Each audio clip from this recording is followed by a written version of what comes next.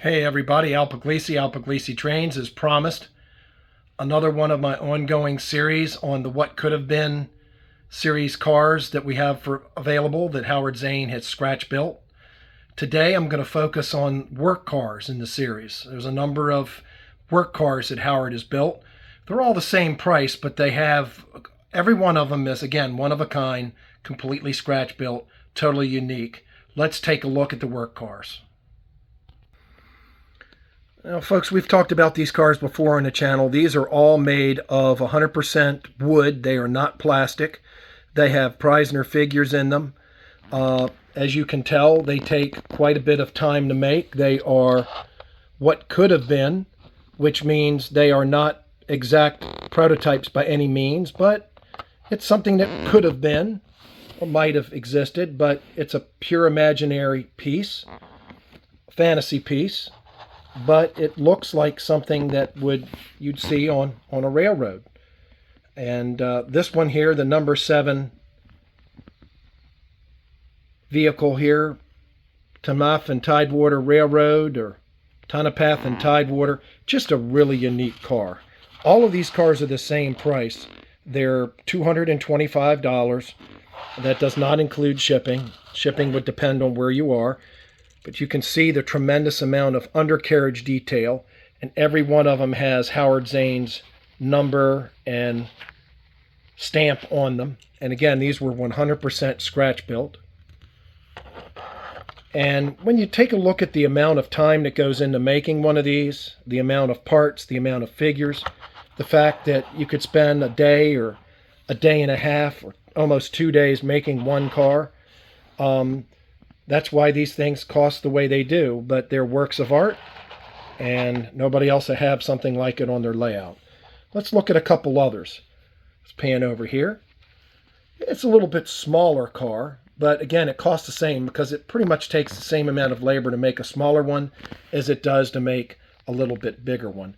This one is the Tonopah and Tidewater. This one here is an Illinois Central. It's a smaller work car. Again, a very unique looking piece, number 83. Amazing amount of detail on the bottom, 100% made of wood. And then we've got, let's see, we've got Bessemer and Lake Erie over here. We've got a nicely weathered Seaboard coastline here. Boy, that's a nicely weathered car. I like a nicely weathered car, folks. That's just my taste. We have some that are not so weathered, for those that their taste would require something not weathered or not so weathered. I happen to like a really weathered car. Again, the price is the same. It's going to run you $225. They come in their own boxes, and no two are exactly the same. And again, as I said earlier, the undercarriage detail is exquisite on these. And some of the others I grabbed. This little New York Central. I have a good friend of mine is a New York Central buff, and although this never ran on the New York Central, it certainly is an interesting piece, to say the very least. And let me pause it and show you a few others.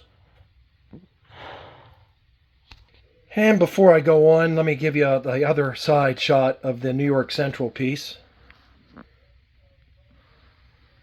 And we've got some other small ones here. This one's an Illinois Central I think I just looked at. This is a Baltimore and Ohio for those that are B&O fans. Again, it's a fantasy car. It could have been, but it's out of the imagination of Howard Zane. It sure looks like something that could have been on the B&O. Now it's the same price as $225, again, because it takes about the same amount of time, labor hours, to make something small, pretty much as it does to make it a little bit bigger. And another one for you East Coast guys, this Western Maryland car. These are all HO cars. Here's a Western Maryland vehicle, fantasy car. It's not heavily weathered by any means, for those that have prefer a lighter weathering on their vehicle or no weathering on their vehicle. We have some that have not been weathered. And this is a Western Maryland one. Let me show you another that hasn't been weathered much. My favorite, the Gory and Defeated. Now, I'm a John Allen fan.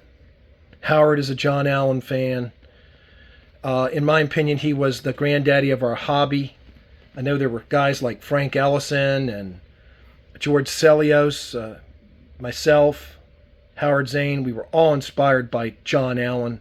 His layout, the Gory and Defeated, that's how it's pronounced, Gory and Defeated. This car was made in his honor. These are 225. Same exquisite undercarriage detail. Folks, thanks for watching this. We ship United States Postal Service priority mail, and shipping is additional. But contact me at alpug1@verizon.net if you see something that you'd like to order. Again, my link will also be in the description, alpug1@verizon.net. Thanks so much for watching.